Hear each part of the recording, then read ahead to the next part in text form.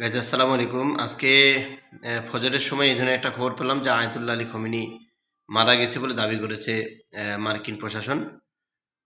তো সকালবেলা আবার ফেসবুক খুলে দেখি যে হ্যাঁ, খবরের সত্যতা নিশ্চিত করেছে ইরানি রাষ্ট্রীয় সংবাদ মাধ্যমগুলো। তো ইরানের সর্বোচ্চ যে ধর্মীয় নেতা আয়াতুল্লাহ আলী খমেনি তিনি মারা গিয়েছেন। তো আমি আসলে ব্যক্তিগতভাবে খুশি হয়েছি। কারণ কি, এই জামানায় আসলে এই ধরনের লোক না থাকাই ভালো।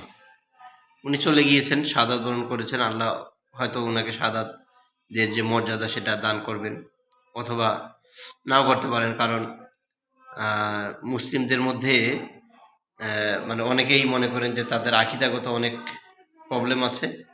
তো যাই হোক, সেটা আল্লাহর ব্যাপার। আল্লাহ শাহাদাত হিসেবে কবুল করবেন নাকি ওনাকে আসলে শাহাদাতের মর্যাদা পাবেন কিনা সেটা আল্লাহ ভালো জানেন। তো আমি আসলে ব্যক্তিগতভাবে খুশি হয়েছি এই কারণে যে আসলে এই জামানায় এই ধরনের লোক আসলে না থাকাই ভালো। উনি থেকে কি করবেন? মনে করেন যে আপনি এমন একটা জায়গায় আটকা পড়ে গেছেন যেখানে শত্রুপক্ষ আপনাকে ঘিরে ফেলেছে, এরকম একটা অবস্থা। তো আপনার সঙ্গে যারা সঙ্গী সাথী আছেন তারা যদি একসাথে সমন্বিতভাবে তাদের মানে যে হুঙ্কার, তার প্রতি হুঙ্কার যদি দিতেন, তাহলে হয়তো দেখা যেত যে তারা সাহস পেত না। তো যখন আপনি কথা বলা শুরু করলেন, তখন বাকিরা সুন্দর মতো ওই বিপরীত যে দল, সেই দলের পক্ষে হয়ে কাজ করা শুরু করে দিল বা তার পক্ষে হয়ে কথা বলা শুরু করলো। তখন আপনার একা আপনি লড়ে যাচ্ছেন। এই লড়াইয়ে যাওয়াটা হলো আসলে অন্যায়, এটা ঠিক না। যখন দেখতেছেন যে ওরা সবাই আপনার বিরুদ্ধে চলে গিয়েছে, আপনার সঙ্গী সাথীরা, তখন আপনারও তাদের পক্ষাবলম্বন করাই উচিত। তো এই জন্য আপনার মৃত্যুটা আসলে প্রাপ্য। এখন আপনার মৃত্যুকে আল্লাহ কীভাবে মর্যাদা দিবেন আমি জানি না, হ্যাঁ। কিন্তু বাস্তবতা হলো যে আপনি চলে গিয়েছেন। এই জামানায় আপনার থাকার আসলে কোনো প্রয়োজন আছে বা আপনার থাকাটা ঠিক নয় এই জামানায়।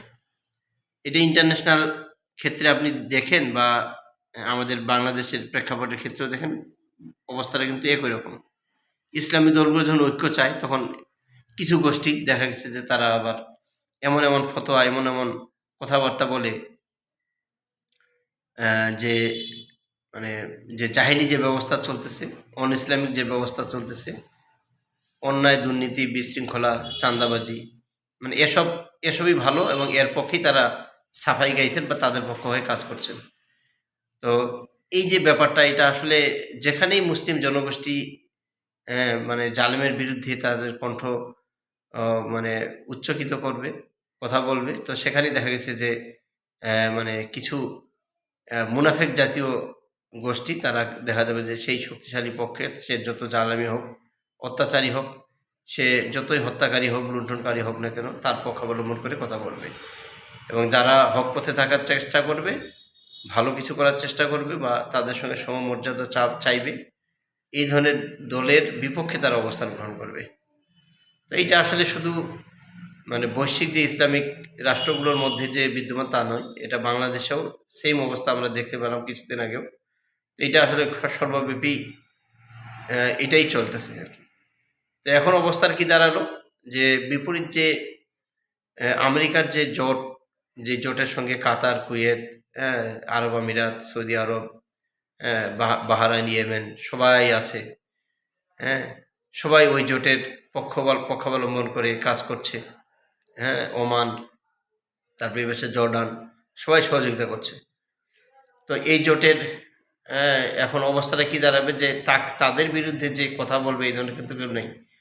এবং আমেরিকা এখন যা বলবে, ইসরায়েল যা বলবে, এরা বাকি সবাই কিন্তু শুনতে বাধ্য। কারণ কেউ যদি কথা উঁচু গলায় কথা বলতে চায়, তাকে কিন্তু একবারে সপাট করে দেবে একবার সেই জায়গায়। তো এখানে কথা বলার কেউ নেই। সুতরাং এই ধরনের একটা দুনিয়ায় এই আয়াতুল্লাহ আলী খমেনির মতো লোকের না থাকাই উচিত। উনি চলে গিয়েছেন, আলহামদুলিল্লাহ, খুবই ভালো হয়েছে। আমি ইন্নালিল্লাহ পড়বো না আসলে। উনি চলে গিয়েছেন, ভালো হয়েছে, এটাই হওয়া উচিত ছিল। তো এটাই আসলে আক্ষেপের সুরে বলা যে আসলে এর মতো নেতা এই জামানায় থাকাটা অনৈতিক, ঠিক না। তো উনি চলে গিয়েছেন, এটাই সবচাইতে ভালো হয়েছে। ইরানের হয়তো পতনটা আমরা দেখবো খুব লজ্জাজনকভাবে, কয়েকদিন পরে আমেরিকা দখল করে নিবে। বা তাদের মদতপুষ্ট কোনো একটা গোষ্ঠী সেখানে মানে তাদের যে জাহেলি যে ব্যবস্থা সেটা কায়েম করে ফেলবে, অচিরে আমরা দেখতে পাবো। তো সেই জিনিসটা দেখার জন্য সৌদি আরবকে আমন্ত্রণ জানাচ্ছি। কাতার, কুয়েত, জর্ডান, বাহরাইন, সংযুক্ত আরব আমিরাত সবাই চেয়ে চেয়ে দেখবে যে তারা কিভাবে সেখানে জাহেলিয়াতের ব্যবস্থা প্রতিষ্ঠা করে।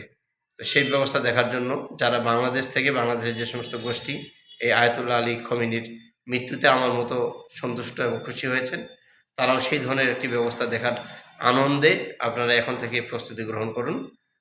সেই কথা বলে আমি আমার কথা শেষ করছি। আসসালামু আলাইকুম।